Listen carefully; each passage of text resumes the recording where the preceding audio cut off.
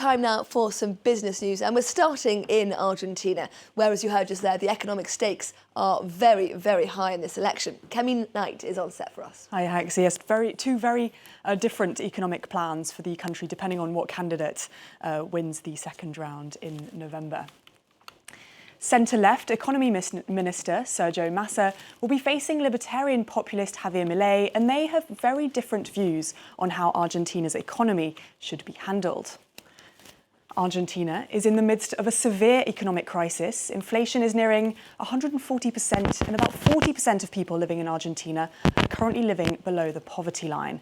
Regardless of who wins the race, the next government will also have to deal with a huge pile of debt. The country is the largest debtor to the IMF, owing about $44 billion.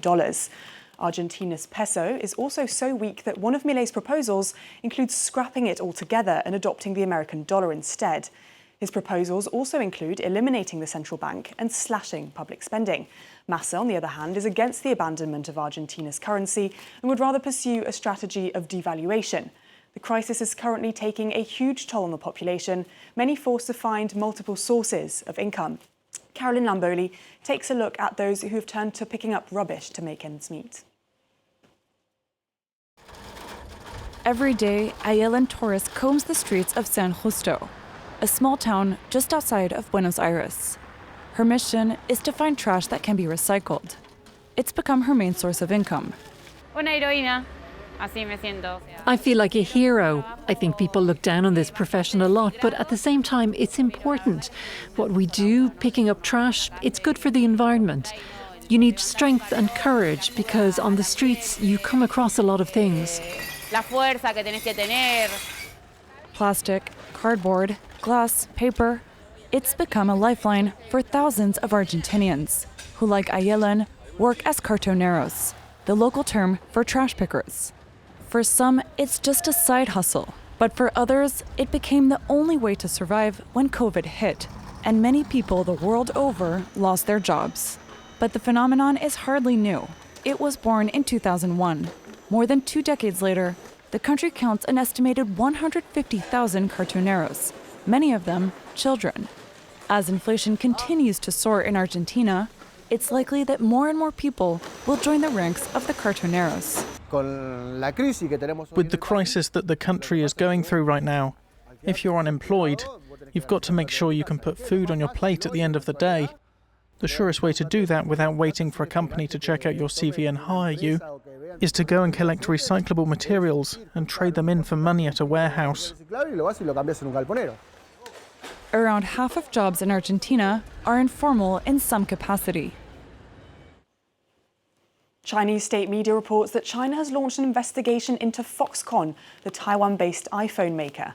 The Global Times says officials have been conducting tax inspections in 2 Chinese provinces, and that authorities are also looking into land use by key Foxconn businesses in Henan and Hubei. The company says it will cooperate with the investigation.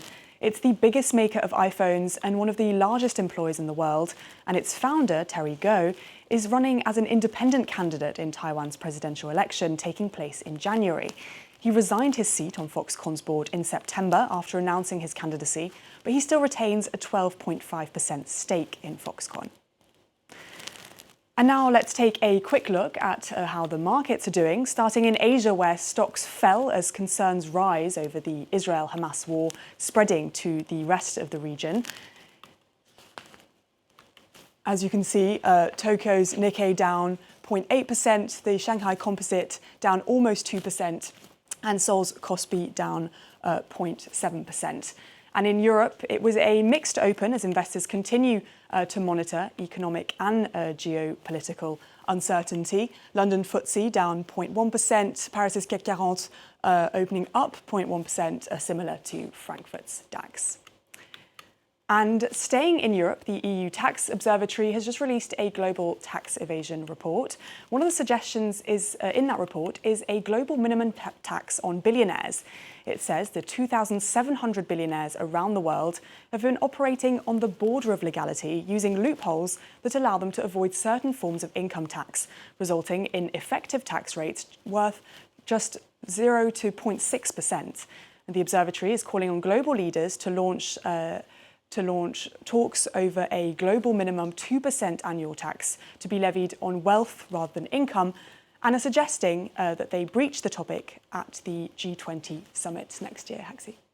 Camille Knight with a look through today's top business stories. Thank you very much indeed.